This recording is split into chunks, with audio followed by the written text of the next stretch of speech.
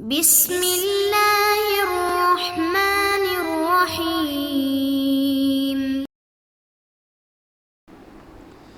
اعوذ باللہ من الشیطان الرجیم، بسم اللہ الرحمن الرحیم۔ الحمد للہ رب العالمین والصلاة والسلام علی سیدنا و حبیبنا محمد وآلہ الطیبین الطاہرین۔ عزیز ساتھیو، السلام علیکم ورحمۃ اللہ وبرکاتہ۔ آج کی ہماری گفتگو بھی حقیقت شرعیہ کے بارے میں ہی ہے۔ حقیقت شرعیہ کی مختصر تعریف آپ کی خدمت میں ہم پیش کر چکے ہیں۔ آج کی ہماری گفتگو میں ایک اہم سوال ہے، اس اہم سوال کے جواب دینے کی ہم کوشش کریں گے۔ سوال یہ ہے کہ یہ جو ہم نے ابھی تک بات کی ہے، حقیقت لغویہ ہے، حقیقت شرعیہ ہے اور حقیقت متشرعیہ ہے، تو کیا یہ جو تین باتیں ہم نے بیان کی ہے، الفاظ عبادات کے بارے میں ہم نے جو کچھ کہا تھا، تو سوال یہ پیدا ہو رہا ہے، کیا حقیقت شرعیہ ثابت ہے یا حقیقت شرعیہ ثابت نہیں ہے؟ تو حقیقت شرعیہ کے ثبوت اور عدم ثبوت کے بارے میں دو اہم نظریے ہمارے پاس موجود ہے۔ یعنی کیا مطلب دو اہم نظریے کا مطلب، بعض علماء اصول، بعض علماء، بعض محققین یہ فرماتے ہیں کہ حقیقت شرعیہ ثابت ہے، اور بعض دیگر علماء فرماتے ہیں نہیں، حقیقت شرعیہ موجود نہیں ہے۔ یعنی دو نظریے ہمارے پاس آ گئے۔ پہلا نظریہ، عصر نبوت میں حقیقت شرعیہ ثابت تھی، یہ پہلا نظریہ ہے، اور دوسرا جو نظریہ وہ یہ ہے کہ عصر نبوت کے بعد حقیقت متشرعیہ ثابت ہوئی ہے، حقیقت شرعیہ ثابت نہیں ہے۔ یہ ہو گئے جو ان کے نظریات۔ چونکہ جب بھی کوئی نظریہ کہیں پر بھی کوئی دیتا ہے تو ہمیں ضرورت اس بات کی ہے کہ ہم ان سے پوچھیں کہ بھائی آپ کے پاس دلیل کیا ہے۔ نحن ابناء الدلیل حیث یمیل، ہم دلیل کے ماننے والے ہیں، اور قرآن اور سنت میں بھی ہمیں یہی کہا ہے کہ اپنے آبا و اجداد کی اندھی تقلید نہ کرے، بلکہ حق جہاں سے جیسے بھی ملتا ہے حق کو درک کرنا ضروری ہے۔ قرآن یہ کہتا ہے کہ آپ سے جب کوئی مختلف قسم کی باتیں آپ کو اگر سننے میں آ جائے تو ان باتوں میں سے جو حق پر مشتمل جو بات ہوگی اس کو آپ درک کریں، اس پر عمل کریں۔ ہر شخص کی بات پر ہم عمل نہیں کر سکتے، تحقیق کرنا یہ ہمارا شرعی فریضہ ہے۔ پس جب دو نظریے ہمارے پاس آ گئے، ایک نے کہا کہ حقیقت شرعیہ ثابت ہے، اور دوسرا جو نظریہ تھا وہ یہ تھا کہ حقیقت شرعیہ ثابت نہیں ہے۔ اب ہم ان میں سے ہر نظریے کے جو صاحب نظر ہے ان علماء سے یہ سوال کریں گے کہ آپ کا نظریہ تو ہے، لیکن آپ کے پاس اس کے بارے میں کیا دلیل ہے؟ تو پہلا نظریہ یہ ہے کہ حقیقت شرعیہ ثابت ہے، تو ہم ان علماء سے پوچھیں گے آپ کے پاس اس نظریے پر کیا دلیل ہے؟ تو فرماتے ہیں ان کی دلیل یہ ہے، عصر نبوت میں ہی حقیقت شرعیہ ثابت تھی، کیونکہ یہ الفاظ مسلمانوں کے ہاں بہت زیادہ استعمال ہوتے تھے۔ یہ الفاظ سے مراد ہمارے یہاں پر مراد کیا ہے؟ وہ الفاظ عبادات ہے۔ کون کون سے الفاظ؟ مثلا نماز ہے، روزہ ہے، حج ہے، اس قسم کے الفاظ کو الفاظ عبادات کہا جاتا ہے۔ فرماتے ہیں کیا یہ الفاظ عصر رسالت میں ہی مسلمانوں کے ہاں بہت زیادہ معانی شرعیہ میں استعمال ہوتے تھے، خاص کر نماز دن میں 5 مرتبہ پڑھی جاتی تھی، اور گلدستہ اذان سے تکرارن یہ جو نماز ہے یہ نماز بلند ہوتی تھی۔ یعنی ہمیشہ یہ الفاظ جو ہے سننے میں آتے تھے کہ ہر صبح شام 5 مرتبہ گلدستہ اذان سے یہ الفاظ مسلمان سنتے رہتے تھے، اور یہ کہنا کہ اتنے زیادہ سننے کے باوجود بھی حقیقت شرعیہ ثابت نہیں ہوئی ہے، یہ نظریہ بہت ہی بعید ہے۔ اس لیے فرماتے ہیں چونکہ عصر نبوت جو ہے وہ 23 سال کا جو عرصہ ہے، اس عرصے میں یہ الفاظ عبادات معانی شرعیہ میں اس حد تک استعمال ہوتے تھے کہ مسلمان بغیر کسی قرینے کے، بغیر کسی سہارے کے، بغیر کسی اور لفظ کے نماز، لفظ صلاۃ سے نماز ہی سمجھتے تھے۔ لفظ صوم جب کہتے تھے تو اسے روزہ ہی مراد لیتے تھے۔ حج سے مراد وہی اعمال مخصوصہ جو مخصوص ایام میں انجام دیتے ہیں وہی مراد لیتے تھے۔ کوئی بھی مسلمان کہ صلو کہنے سے وہاں پر یہ لوگ یہ نہیں خیال کرتے تھے کہ صلو کہا ہے اب میں نماز پڑھوں یا میں جا کر دعا کروں، ایسا ہوتا نہیں تھا۔ بس کیا ہے؟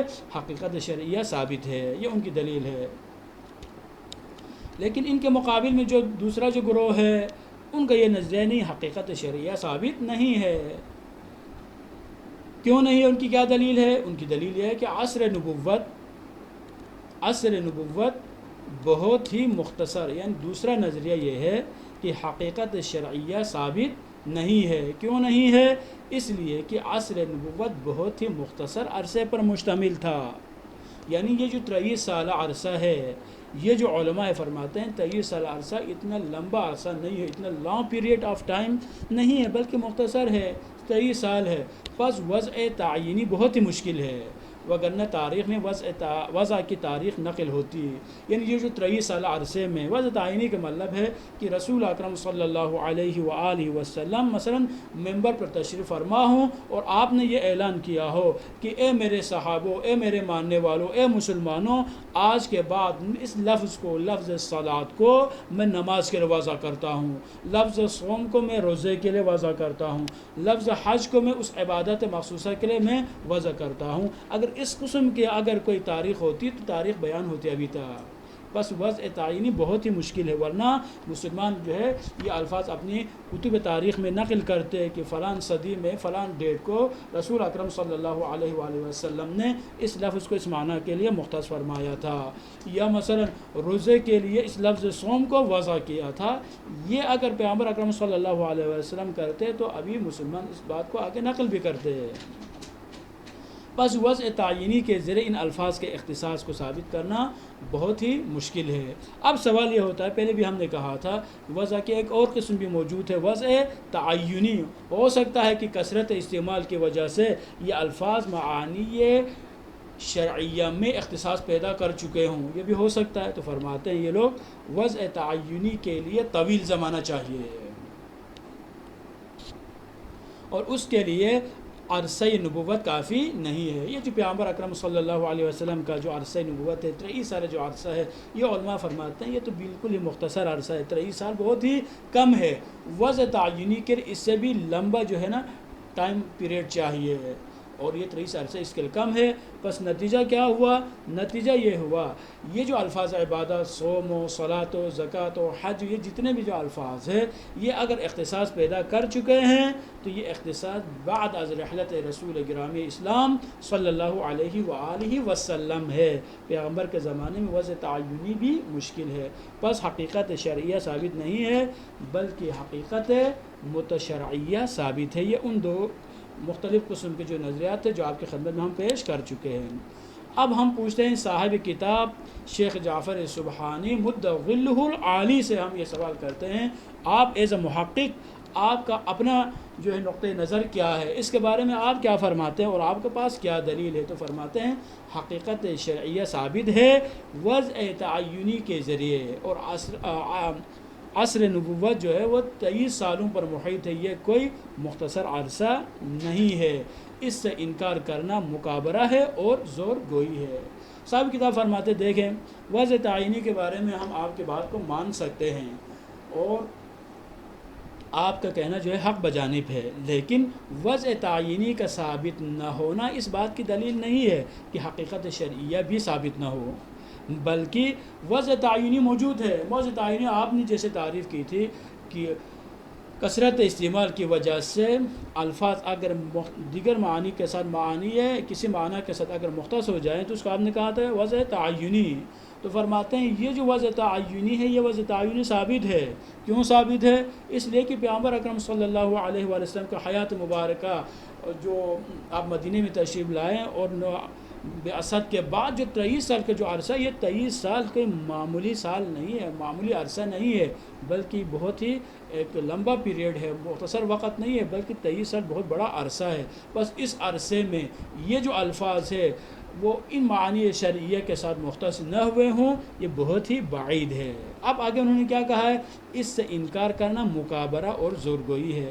مکابرہ اور زورگوئی کا مطلب یہ ہوتا ہے کہ ایک طرف دلیل ہو اور دلیل کے مقابل میں آپ انکار کریں، اور انکار کرنے کے لیے آپ کے پاس کوئی لاجک آپ کے پاس موجود نہ ہو، کوئی مضبوط آپ کے پاس دلیل نہ ہو، صرف طاقت کی بنیاد پر زور لگا کے اگر آپ اپنی بات کو منوانا چاہیں، اس کو کہتے ہیں مکابرہ، یعنی دلیل کے مقابل میں اپنی طاقت کا اظہار کرنا، دلیل کو ماننے کے بجائے اپنی جہالت پر اڑے رہنا۔ یہ کیا ہے؟ یہ علمی دنیا میں یہ قابل قبول نہیں ہے۔ صاحب کتاب یہاں پر یہی فرما رہے ہیں حقیقت شرعیہ سے انکار کرنا حقیقت میں مکابرہ ہے کہ یعنی یہ واضح ہونے کے باوجود بھی چونکہ بعض الفاظ تو ایسے تھے کہ جو جیسے کہ ہم نے پہلے بھی کہا کہ دن میں 5 مرتبہ مؤذن سے یہ الفاظ جو ہے دہرائے جاتے تھے خصوصاً نماز، اس کے باوجود بھی اگر کوئی یہ کہے نہیں یہ عرصہ بہت ہی مختصر عرصہ ہے اور 23 سال میں جو الفاظ جو استعمال ہوتے رہے ہمیشہ قرینے کے ساتھ یہ الفاظ استعمال ہوتے رہے، یہ باتیں جو ہے قابل قبول نہیں ہے۔ پس خلاصہ کلام یہ ہوا حقیقت شرعیہ ثابت ہے اور صاحب کتاب بھی اس نظریے کو تسلیم کرتے ہیں۔ والسلام علیکم ورحمۃ اللہ وبرکاتہ۔